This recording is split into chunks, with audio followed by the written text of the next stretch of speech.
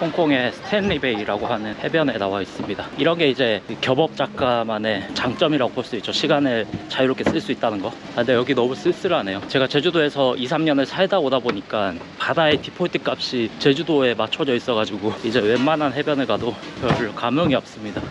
비까지 추적추적 내리고 있어서 되게 쓸쓸하네요. 뭔가 여기 이 겸업 작가가 시간을 자유롭게 쓸 수 있는 거는 전업 작가들보다 훨씬 유리한 게 많은데, 특히 그런 거죠. 전업 작가들은 연재가 하나 끝나고 다음 연재를 시작하는 동안 진짜 열심히 차기작 준비를 해야 되는데, 겸업 작가 같은 경우에는 차기작 준비에 있어서 좀 더 시간을 가지고 할 수 있다는, 이게 이제 유일한 장점이라고 볼 수 있고, 단점이라고 한다면은 아무래도 좀 집중을 하기가 힘들다는 거. 하나에 딱 집중을 해서 할 때는 해야 되는데, 저도 지금 차기작이 계속 준비가 늘어지고 있는데, 이런 게 이제 겸업 작가의 단점이라고 볼 수 있는 것 같습니다. 근데 저한테는 이런 게 좋아요. 제가 ADHD가 약간 있어가지고 ADHD들에게는 오히려 직업이 여러 가지가 있는 편이 훨씬 더 좋지 않나라고 생각을 합니다. 저렇게 언덕 위에 있는 저런 집들 같은 경우에 아마 홍콩인들, 여기는 아마 내수용 관광지인 것 같아요. 외국 사람들보다 홍콩인들이 오는 곳인 것 같아요. 그 홍콩 도시가 되게 정말 비좁고 지저분하고 막 이러잖아요. 멍 때릴 수 있는 공간이 정말 없더라고요. 근데 그 사람들이 유일하게 조금 멍 때릴 수 있는 공간이 이런 남쪽 혹은 동쪽, 서쪽 도시가 아닌 해안가들이 아닐까라고 생각을 해봅니다.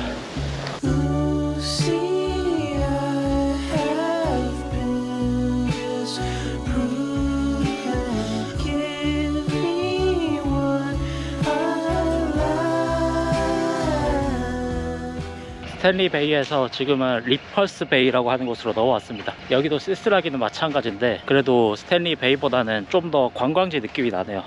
이렇게 바다에 백사장도 있고. 근데 스탠리 베이가 저는 개인적으로는 좀 더 좋네요. 아기자기하고 예뻐서. 어쨌든 이 겹업 작가로서의 이게 좋은 점과 나쁜 점이 공존할 수밖에 없는데, 요즘 들어서 가장 크게 느끼는 안 좋은 점이랄까요? 그거 하나만 이야기를 해보자면은 정체성이라고 생각을 하거든요. 이 정체성이 없다는 게 편할 때가 있습니다. 웹툰을 하다가 조금 쉬고 싶으면은 유튜브로 도망가고, 유튜브를 하다가 조금 쉬고 싶으면은 학교 일도 좀 해보고, 학교 일을 하다가 또 책도 좀 써보고, 이렇게 왔다 갔다 하면서 일을 할 수 있으니까 스트레스를 안 받고 되게 행복하게 작업을 할 수 있어요. 대신에 정체성이 없죠. 너는 뭐 하는 인간이냐 라고 누군가 물어봤을 때 선뜻 나는 이게 나의 주력 무기다 라고 할 수 있는 게 없다는 거죠. 어떤 한 창작자의 주력 무기가 발달이 되려면은 일정 수준 이상 감내해야 될 스트레스를 받아들여야 할 필요가 있거든요. 도망가지 않고. 근데 그게 잘 안 되는 거죠, 겸업 작가들에게는. 그래도 뭐 사람들이 생긴 대로 산다고, 저는 이렇게 사는 게 행복하니까 여기에 만족을 하고 열심히 살고 있죠. 바쁘기는 겁나 바빠요. 세상 모든 거에 뭐 좋은 것만 있는 게 어디 있겠습니까, 그쵸? 다 장단점이 있지.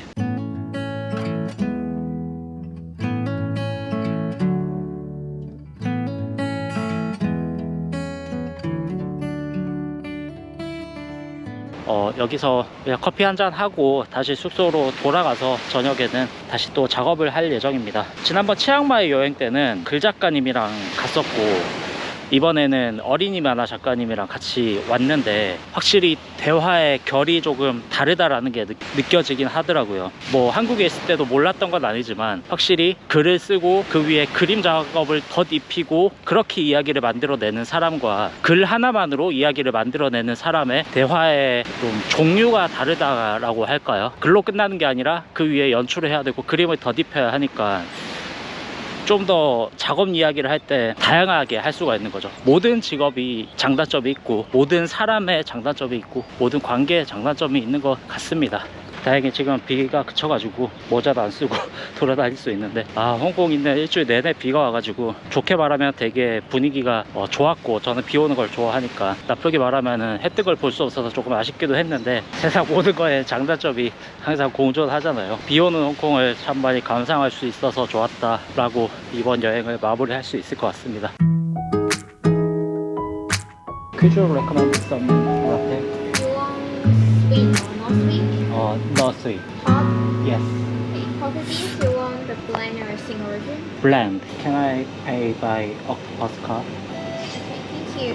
Thank you. 이거 옥토퍼스 카드로 다 되니까 이게 너무 편하긴 하네요.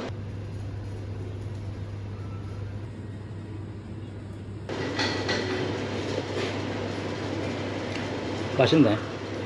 홍콩은 확실히 낮과 밤의 풍경이 되게 다를 것 같긴 해요. 리퍼스 베이도 밤이 되니까 풍경이 좀 많이 달라졌거든요. 낮도 예쁘지만 밤도 또 다르게 예쁘네요. 이렇게 낮에는 삭막하던 그냥 분위기였는데 밤이 되니까 불이 켜져서 뭔가 따뜻한 분위기로 바뀌면서 다른 매력이 살아나는 것 같습니다. 여기뿐만 아니라 홍콩시도 되게 밤의 풍경이 좋았거든요. 그래서 저번에 올렸던 중경삼림 패러디 했던 영상, 그것도 밤에 똑같은 코스를 한 번 더 가서 미드나잇 에스컬레이터 왕페이 따라하기도 한번 똑같이 해보고, 미드나잇 익스프레스가 있던 자리에도 똑같이 한 번 더 가봤었거든요. 뭔가 특별히 엄청나게 다른 건 없는데 그래도 낮과 밤의 풍경이 다른 게 뭐 매력이긴 하네요.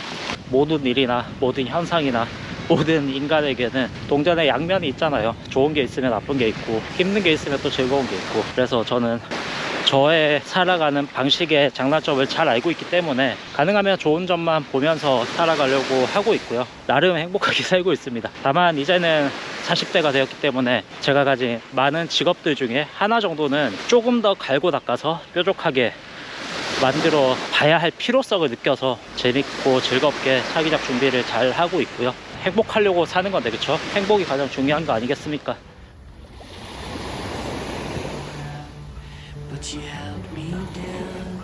어떻게 살아야만 해, 이래야만 해, 저래야만 해, 이런 규칙이나 제약이 많으면 많을수록 행복에서 조금 멀어지는 게 아닐까라는 생각을 요즘 많이 하고 있거든요. 사회가 정해놓은 여러 가지 규칙들이 있잖아요. 제도들도 그렇고. 그런 것들을 하면서 살면 좋지만 뭐 못해하면 어때? 라는 생각으로 살아야 조금은 내 모습대로 살아갈 수 있지 않나 라는 생각이 듭니다. 아니 무슨 새들이 전자올락지 소리를 내면서 울고 있어요. 그 해외에 나와서 한국을 바라보면은 늘 그런 제약들이 많아서, 규칙들이 많아서 막 비교하고 나보다 잘난 남들의 어떤 모습만 보고, 내가 나보다 잘난 것도 많은데 나의 잘난 면을 보고 그렇게 살아야죠. 그쵸? 왜 그렇게 나의 못난 모습만 더 크게 보고 남들의 잘난 모습만 더 크게 보려고 하는 건지. SNS 환경 같은 게 좀 더 사람을 몰아붙이는 것도 있긴 하지만 그럴 때일수록 스스로 더 다잡아야 하는 거 아니겠습니까? 40대 특, 말이 길어지면 뭔가 잔소리처럼 꼼멋스러워진다. 아, 여기서 그만 찍어야겠어. 길도 슬슬 인적이 드물어지고 무서워지니까 나 돌아갈래. 무서워. Yours in time, but I'm not sure what's yours and what's mine.